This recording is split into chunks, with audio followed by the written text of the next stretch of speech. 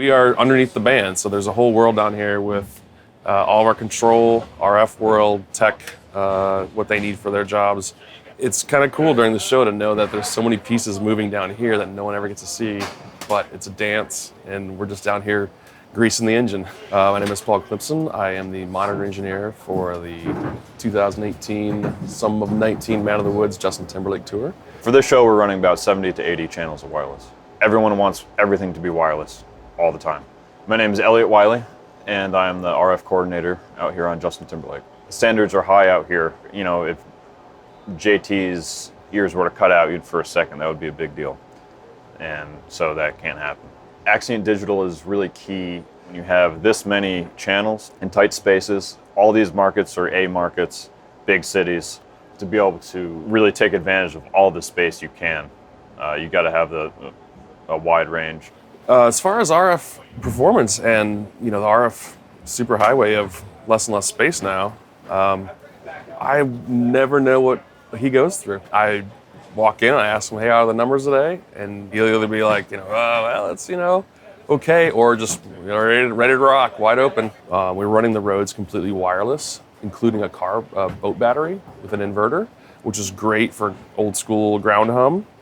But as well, there's two Axient 81s on that with guitar jacks. And it's way cleaner because there's no physical contact between the roads and our system. Hi, I'm Andy Meyer, do front of house for Justin Timberlake. What I like about the Axient Digital is not only does the AES sound great, but the analog outputs, the D to A converters are good. Sonically, it's very pleasing and very warm. It doesn't ever give up. There's no, I wish it would just give you that extra little bit. So whenever the mic's bringing in from the room, the vocal is still right there in the middle. And it just feels like there's a wider highway of information coming audio-wise to the desk. I'm not fixing anything because that's how it's coming from the receiver. It's just wide open. The other part I love is we can actually track the health of the signal. Actually, that's helped out quite a bit because if you see the RF level, the amplitude might be great, but the quality is low. You're actually right on top of probably another intermod, and that happens occasionally. And the only reason that you would figure that out is through that quality meter.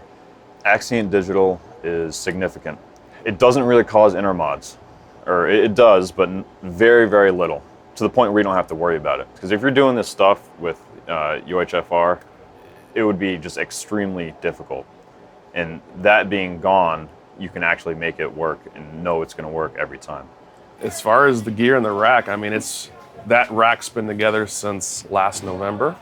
We had it out in LA for the rehearsals and got everything dialed in, levels, saved it all to the file. When you sync something, it comes up the right level on the packs, themselves.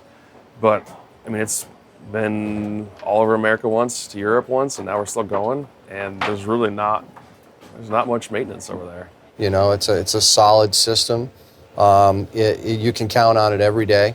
And it sounds great. It's truly a pleasure to use. And just going back to saying I can use digital outputs, analog outputs, different sample rates. It's got all the options. There's really nothing untouched in it that you can't do or see or meter. It's got everything inside of that you want for RF options, as far as those things go, plus the audio quality. And the sticks are robust. They feel right. It's just a really solid product.